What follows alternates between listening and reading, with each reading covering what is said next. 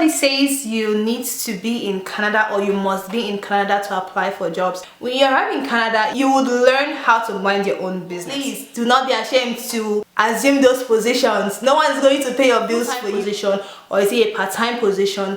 Is it day availability, weekend availability, weekdays availabilities? All of those things are things you should consider.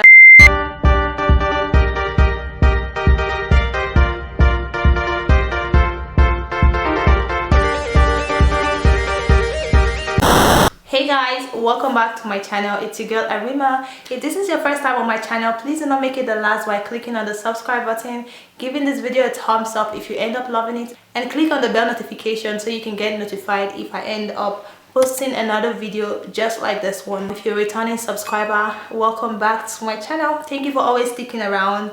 I believe based off of the title of this video, a lot of us might already have an idea of what this video is all about. Disclaimer: I am not a licensed immigration officer. I am only but an international student who has got to share valid and reasonable information to prospective international students out there who are yet to come into Canada. So if you're an international student who must have gotten their visa approved or are at the point of applying for their visa study permit, then this video is for you. Do not skip any part of this video. You need to see to the end of this video and get these informations to help your settling in Canada swift and easy. You don't want to miss out, guys. You do not want to miss out. So the first on my list is applying for jobs. Nobody says you need to be in Canada or you must be in Canada to apply for jobs, especially if you want to start working like almost immediately when you arrive in Canada. The best thing to do when you're still in your home country, that is if you've gotten your visa approved or if you're sure you're coming to Canada, is to structure your CV in the Canadian accepted format. As compared to my home country, a lot of us back home, when structuring our CV or resume, we always include our CGPA, especially those that have like high CGPAs or whatever it is we graduated with from school. We always include our ages and a lot of irrelevant and unnecessary things. But coming here to Canada, I realized that those things are not actually needed here when applying or when structuring your CV, as these companies, they do not need over 2 pages of resume. You need to just include the vital things, your experiences, your skills, education, qualification, achievements. Those are the things you should include depending on the job or the job positions you're applying to, right? So when you structure your CV in that format, applying to jobs from your home country before arriving in Canada is gonna be easier. So you should look up how to structure a CV. When applying for jobs, I believe Indeed is the most easiest platform. You can use Indeed, you can use LinkedIn, but you should structure or position yourself in the province you will be arriving in Canada, or the province where your university or your college is located here in Canada. So that's where you don't apply to every other provinces in Canada. When you're arriving, say for example you're going to Edmonton, you don't end up applying for job positions in Ontario or in British Columbia or in Manitoba, especially if they are not remote. If they are remote, that is fine. You can actually be in Alberta and be working for job positions in Edmonton. But sometimes, even though it's a remote job, it is also not advisable, as the company might need your presence or need you to come to the office to do some paperwork or what have you, and you might not have the time to be traveling from one province to another, especially in Canada. And Canada is so big that sometimes you travel over 5 hours by airplane to the next province, and as an international student you do not want to pass through all of those stress simply because you're working. So I'd advise that when you're applying for job positions, you should apply for positions that are in the province where your university or your college is located. Narrow the job search to be around the location where your school is located, so it will be easier for you. And then when searching for these jobs, you should search for jobs that are not really full-time roles. As an international student, you do not really understand how your classes are going to be structured because you are not here yet. So applying for part-time roles will be the best roles to consider, because full-time positions usually entail that you are available in the office from 8 a.m. to sometimes 4 p.m., sometimes 5 p.m. and you will not have the time to focus on your academics, which is your number one priority as an international student in Canada. Canada do not play with their education system, especially when it comes to international students. You need to focus on your academics, and at the same time, if you really want to earn money, you need to also work. So you should apply to part-time jobs that are flexible so that you can schedule your shift based on your availability. So if you're in your home country, when you're narrowing your search for job application, you should consider the province, you should consider the roles. Is it a full-time position or is it a part-time position? Is it day availability, weekend availability, weekdays availabilities, overnight availabilities? All of those things are things you should consider. Another thing you should consider should be the distance from your house, right? The place you're gonna be living in your province.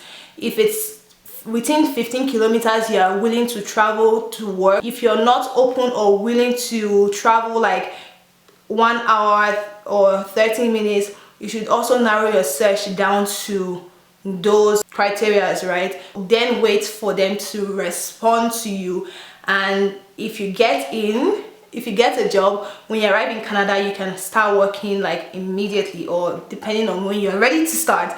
Number two, it is okay, guys. It is okay not to have the dream job almost immediately. It is okay. I understand that from back home, a lot of us have like managerial positions. We are managers of companies, we are team lead, we are senior staff from the different companies we worked in back home. And I also know that so many people are not open to doing menial jobs here in Canada. But guys, at the point when you know that no one's gonna pay your bills, you do not have to think about those things. Those are not the things you should look out for. So even when you're back home applying for jobs here in Canada, you should also expand your wings to roles or positions you know you don't mind working under. As an international student, there are several roles that open for international students, especially the part-time roles, right? You can work as summer student, especially during the summer period that we are right now. There are companies that are in need of summer students, banks, fintech companies. They are all in need of summer students to occupy the summer positions that they have in their companies, especially if you're not opening to working or doing the menial jobs here in Canada. But for the menial jobs, security jobs, which of course I believe is not really menial because these people earn a lot, guys. They earn a lot. If you've done a security position from your home country, you should consider looking that up too. If you are a healthcare personnel from your home country, if you're a nurse, you should consider looking at the care jobs availabilities. If you have the experience, ability of working in care homes, you can also apply to these jobs, and they pay real good for international students. Another job positions that I believe is open to students, part-time roles, are cleaning jobs. There are so many companies you can look out for. Still using the Indeed website for jobs that are open or willing to take in students, especially within the province and the location where you'll be living as an international student. Warehouse jobs, these are also jobs that pay so well for students. If you know you'll be able to combine working in warehouse and combining it with your academics, then you should consider going for this. Over time, when you know you've settled fully, you can now start applying for jobs, or even prior to when you're graduating from your university or from your colleges, you can start applying for the vital positions or the white collar jobs you need. So please do not be ashamed to assume those positions. No one's going to pay your bills for you. Nobody is here to look at you. Nobody's actually looking at you, guys. You need to tell yourself that you need to do this for you. You need to do it for yourself. If you're always looking at validations of what people are going to say, I believe you will have so many bills piled up for you. Your rent is going to be looking at you. Your internet connection, your feeding, transportation, and school fees is going to be looking at you right in your face. So there are a lot of bills that you would be seeing increasing that if you do not work, you like feel depressed. The next one I have right here, guys. I do not know how to emphasize on how important this number is. Now, this is a question. What if after arriving in Canada, you are unable to secure a job position or assume a position in any company within the first 2 months, and you only came into Canada with 1 month's rent? What is going to happen? What do you think is going to happen? That's going to be a really big problem. It's going to be problematic between you and the landlord. And here in Canada, they cannot really take it from their tenants when they do not pay their rent when it is due. It is really a big problem. So in order not to pass through all of those stress, first, there are several things to consider. The best thing I would advise people who are coming into Canada as an international student, especially those who have not yet secured a job position, is to come to Canada with at least 3 to 6 months rent. 3 to 6 months rent would be enough to help you settle in without stressing for where am I going to get my next month rent? Where am I going to get the next month rent? How am I going to raise up money to pay for my rent? You do not want to pass through all of those stress. The next one on my list is learning a skill. We do not really consider learning a skill as much as it is from back home, because wherever we look at, there are people who already know the skills, and we believe that we can always walk into these places and pay for the services. But coming from those countries where it is easily accessible, it is not as easily accessible right here in Canada. Say for instance, a barber's shop, or you want to go to a hair salon. Over here in Canada, it is super expensive, guys. Making braids, cutting your hair. So it is advisable to learn at least 1 or 2 skills that's gonna make your life a lot easier. If you're a makeup artist, that's a great skill, because there's so many of us right here, so many people, not me, so many people who cannot really apply their makeup. They'll be in need of makeup artists for their celebrations. So ability to acquire those skills would help you earn extra money. If you can make your hair yourself, like myself, that's a really big skill. It's thumbs up to you guys. Learn those cooking skills. When you get here, there are so many African guys who do not really know how to cook but miss eating the African food we eat from back home. So if you can get those people who do not mind paying you the amount of money that is required to prepare those meals, then you'll be good and ready to go. Making extra money for yourself. I mean, it's all about utilizing your skills. The next one is learning to be comfortable in your own space. Here in Canada, when you arrive in Canada, you would understand what I'm saying, guys. When you arrive in Canada, you would learn how to mind your own business. Especially if you don't know how to mind your own business from back home. You would learn.